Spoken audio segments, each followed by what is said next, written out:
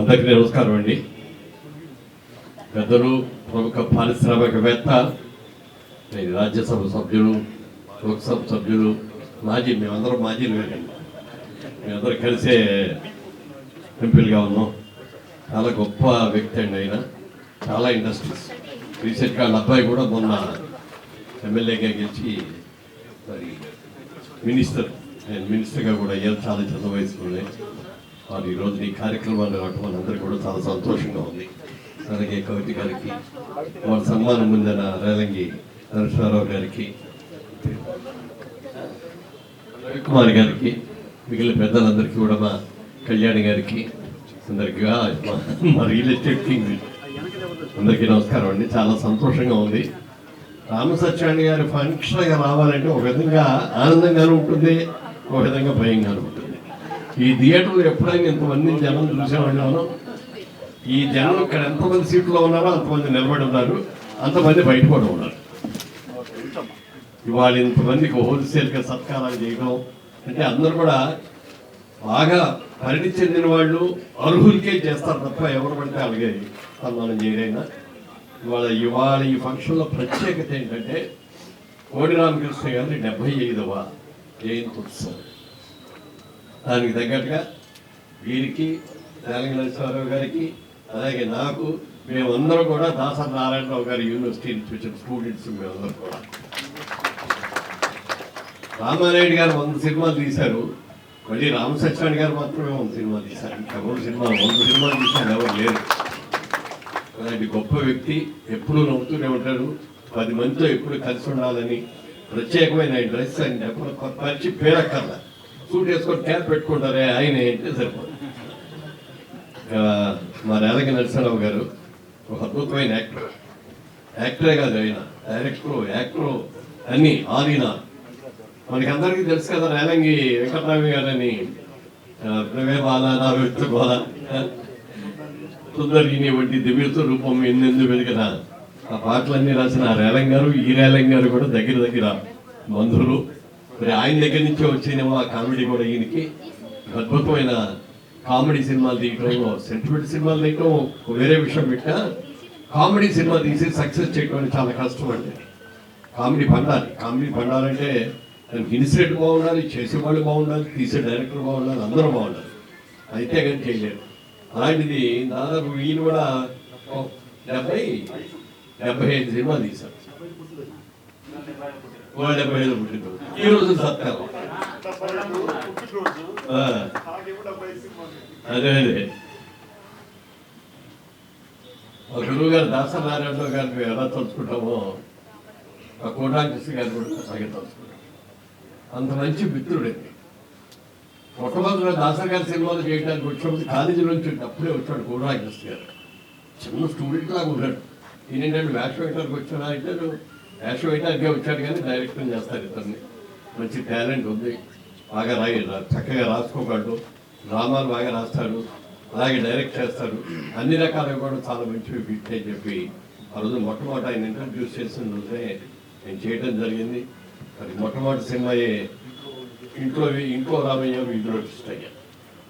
ఆ సినిమా రాఘవ్ గారు ఈ ప్రొడక్షన్లో చేశారు. చాలా తక్కువ ఖర్చుతో తీసే సినిమా ఎంత పెద్ద హిట్ అయిపోయిందో చెప్పాలి.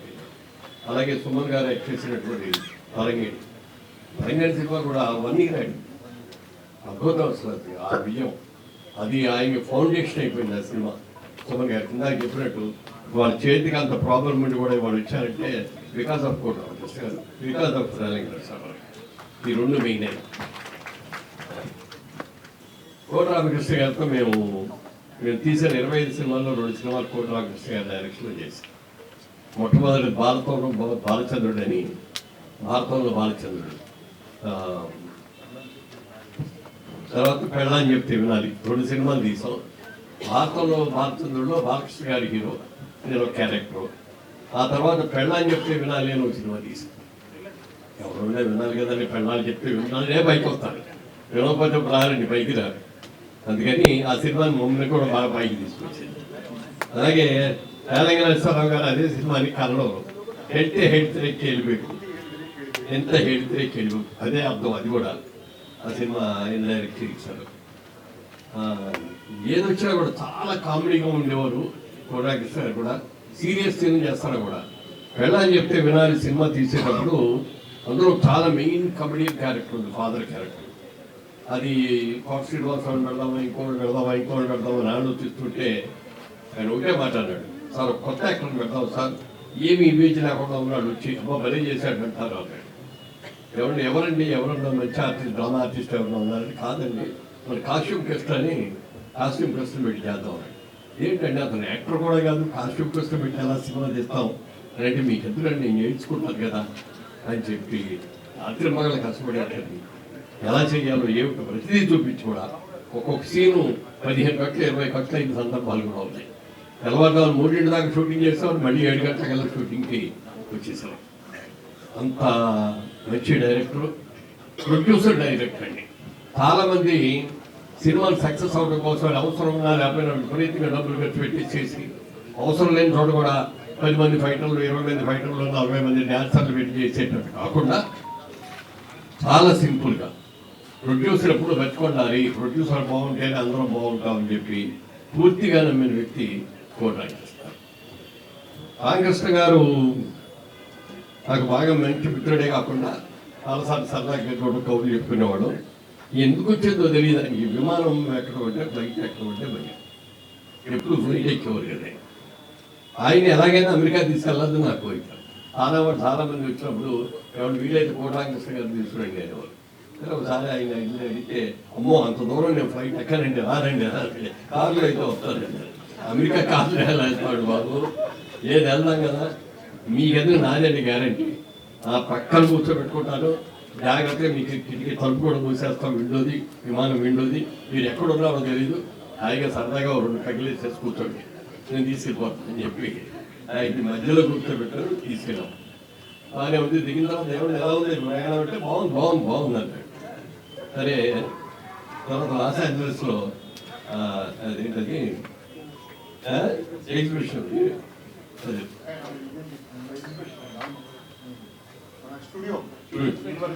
యూనివర్సల్ స్టూడియోస్, అక్కడికి వెళ్ళినప్పుడు అక్కడ పెద్ద ఇది ఉందండి, ఏమంటారు ఏం ఫీల్స్ కూడా కాదు, అదే రోలర్ కోస్టర్. అక్కడికి వెళ్ళిన తర్వాత ఈ నెల అయినది ఎక్కించాలనిపించేది.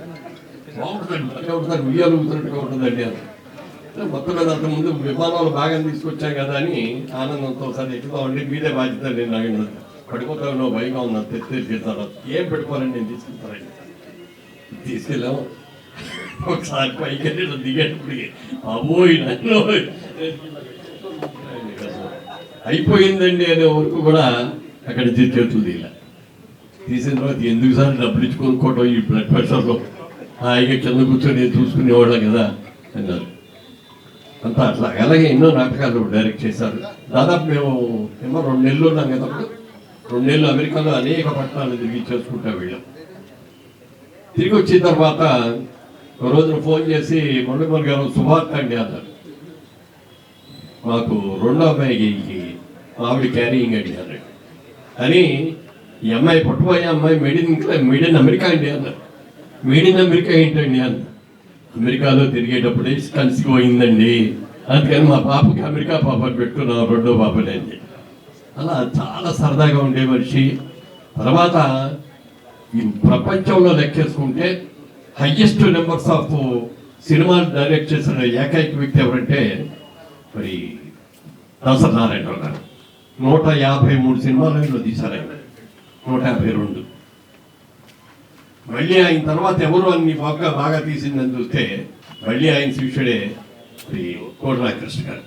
140 అంటే ఎప్పుడు చెప్పేవారు కాదు, ఏమంటే ఎన్నో సినిమాలు అవన్నీ చెప్పకట్టు సార్ బయట బాగుండదు అని. ఏంటంటే మీరు తీశారు కదా, అన్ని సక్సెస్ఫుల్ తీశారు, చెబుదామండి అంటే లేదు సార్, మనం కామ్గా ఉండాలి, క్వైట్గా ఉండాలి, మనం హడావుడి చేయకూడదని ఎప్పుడు లో ప్రొఫైల్లో ఉండేవాడే తప్ప ఏ రోజున ఇట్లా తలకాయ ఎగరేసి నేను తీసిన సినిమాలు 2 ఏళ్ళు అన్ని సంవత్సరం అన్ని లేకపోతే ఇన్ని 100 సినిమాలు తీసాను ఎక్కడ చెప్పుకునేవారు కదా, కనీసం ఇంటర్వ్యూలో కూడా చెప్పుకునేవారు. అలాగే ఆయన అదృష్టం లేకపోతే పద్మ అదృష్టం కానీ వాళ్ళిద్దరు పెళ్లి చేసుకొని భార్యాభర్తలు అవ్వడం కూడా చాలా ఆనందం కలుగుతుంది.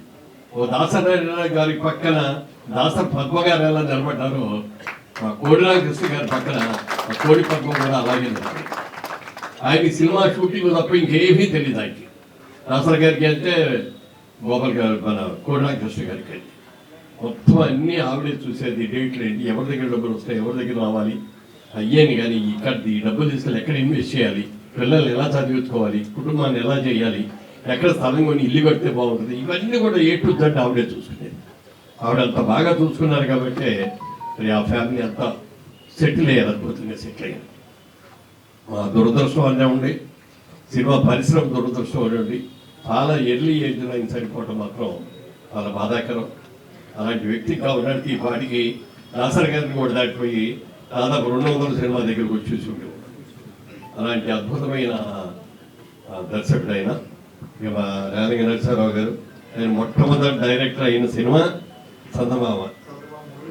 ఆ చందమామలో నేను హీరోని, ఈయన డైరెక్టర్. అలాంటి మా డైరెక్టర్ గారు 75 సినిమాలు తీశారంటే మాట్లాడుతుంది మాట్లాడారు. 75లో దాదాపుగా 90% హిట్సే. ఒక 10% ఏమన్నా యావరేజ్ అటు ఇటు అయిన మినిమం గ్యారెంటీ ఉండేది. కోడిరామ కృష్ణ గారి సినిమాలో కానీ, రేలంగ నరసింహారావు గారి సినిమాలో కానీ మినిమం గ్యారెంటీ ఉండేది. కాడ ఫెయిల్ అయినా 20% లాస్ వచ్చేదేమో కానీ అంత మించి లాస్ అక్కడ మొత్తం డబ్బులు పోయినాయండి అనేది ఏ రోజున ఉండేది. అలా మరి అన్ని మంచి సినిమా తీయడమే కాకుండా ఇవాళ రోజున మరి ఎవరు ఏ సభ చేసుకున్నా, ఇండస్ట్రీ గురించి మాట్లాడాలన్నా, డైరెక్టర్ల గురించి మాట్లాడాలన్నా, దేని గురించి మాట్లాడినా రేలంగ నరసింహారావు గారు మాట్లాడాలి. ఆయనకి నాకు పనులు లేదంటే ప్రస్తుతం చాలా సంతోషం అండి. ఎప్పుడు సత్కారాలు గొప్పది, అందరూ సత్కారాలు చేయట్లేదు. ఇది తప్పనిసరిగా చేయండి. రామకృష్ణ గారు చేస్తారు. మన ఏంటంటే మన దాసరి నారాయణరావు గారి స్కూల్లో ఉన్నాం మనం, మన స్కూల్లో చేస్తాడు ఆయన. తక్కువ ఉన్నారండి, నేను డెఫినెట్గా వస్తానండి అని చెప్పి వాడు ఈ కోసం వచ్చాడు. నిజంగా చాలా పని ఉంది. అయినా సరే చూడకండి. గాడ్ బ్లెస్ యూ రామకృష్ణ గారు. చాలా సంతోషం. Thank you.